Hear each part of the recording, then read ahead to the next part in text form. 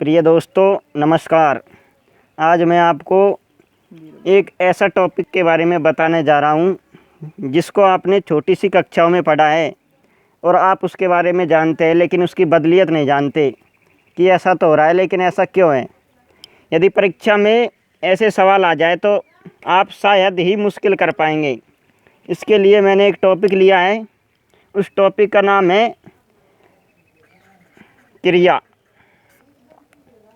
इसको आपने छोटी कक्षाओं में भी पढ़ा और आप इसकी परिभाषा भी जानते हो कि क्रिया उसे कहते हैं कि वे शब्द जिनके द्वारा किसी कार्य का होना या करना पाया जाए। लेकिन प्रिय साथियों, इस परिभाषा से कोई सेंस नहीं निकलने वाला, क्योंकि एग्ज़ाम में सवाल इस तरह से नहीं पूछे जाते हैं। एग्ज़ाम में सवाल इस तरह से भी नहीं पूछे जाते हैं कि अकर्मक क्रिया किसे कहते हैं और सकर्मक क्रिया किसे कहते हैं। उनके उदाहरण दे करके और यह पूछा जाता है कि इस वाक्य में कौन सी क्रिया है। तो मैं आपको क्रिया के भेदों के बारे में बता देता हूँ कि मूल रूप से तो इसके दो भेद होते हैं, एक तो अकर्मक एक सकर्मक।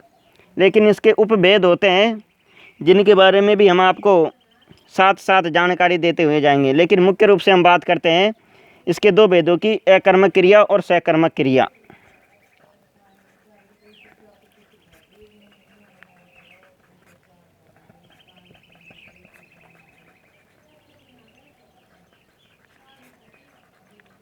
प्रिय दोस्तों, ये क्रिया के दो भेद हैं। अब अकर्मक क्रिया में कर्म नहीं होता है और सकर्मक क्रिया में होता है कर्म। अकर्मक क्रिया का जो उदाहरण है, जैसे राम खाता है। दोस्तों, हमें यह नहीं पता कि राम क्या खाता है, किसे खाता है। और अकर्मक क्रिया का उदाहरण है राम आम खाता है। इसमें दोस्तों हमको सीधा सीधा दिख रहा है कि राम क्या खाता है, आम खाता है। तो यहाँ पर हमको पता लग जाएगा कि सकर्मक क्रिया है। अब आपने सकर्मक और अकर्मक क्रिया के बारे में कुछ जानकारी हासिल की है, लेकिन यदि मान लीजिए एग्ज़ाम में सवाल आ गया कि वह बहुत तेज निकला, अब इसमें आप कौन सी क्रिया ढूंढोगे? तो मेरे प्रिय साथियों, इसमें क्या और किसे का जवाब आपको नहीं मिलेगा। तो यह अकर्मक आएगी, अकर्मक क्रिया होगी, क्योंकि इसमें हमें क्या और किसे का जवाब नहीं मिल रहा है।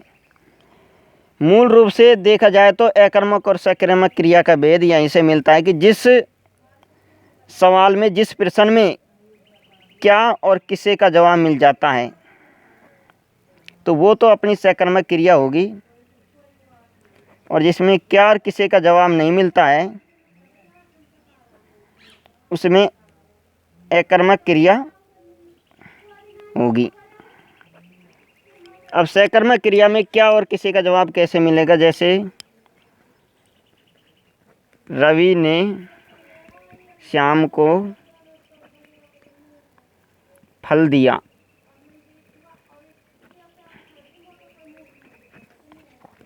तो दोस्तों, रवि ने क्या दिया? फल दिया। किसे दिया? श्याम को दिया। तो यहाँ पर सकर्मक क्रिया हो गई। और हम देख सकते हैं कि यदि सकर्मक क्रिया की जगह ऑप्शन में द्विकर्मक क्रिया भी आ जाए तो इसमें द्विकर्मक क्रिया होगी। अब यहाँ पर हमने अकर्मक और सकर्मक क्रिया के बारे में जान लिया है, लेकिन अब बात करते हैं आगे के इसके उपभेदों की।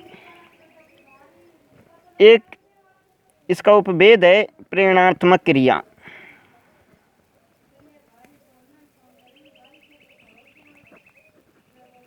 और दूसरी है सजातीय क्रिया। दोस्तों, एग्ज़ाम में आ जाए और ये पूछा जाए कि ये क्रियाएं किस भेद के अंतर्गत आती है, कौन सी क्रिया के अंतर्गत आती है, तो सकर्मक क्रिया के अंतर्गत आती है। आप आँख मीच करके और ऑप्शन को भर देना सकर्मक क्रिया। लेकिन प्रेरणात्मक क्रिया में कार्य प्रेरणात्मक क्रिया में कार्य कर्ता स्वयं न करके और किसी अन्य से कार्य करवाता है। जैसे मैंने तुझसे पत्र लिखवाया,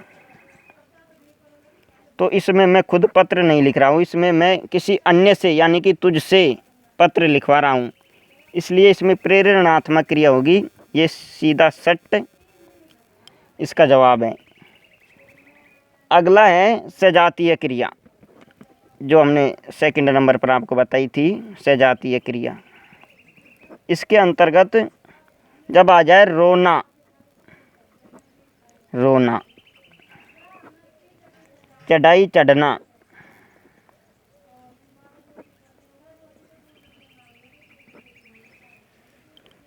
गाना गाना, दौड़ दौड़ना, ये शब्द जब आपको अंत में मिल जाए तो वहाँ पर आप सजातीय क्रिया भरोगे।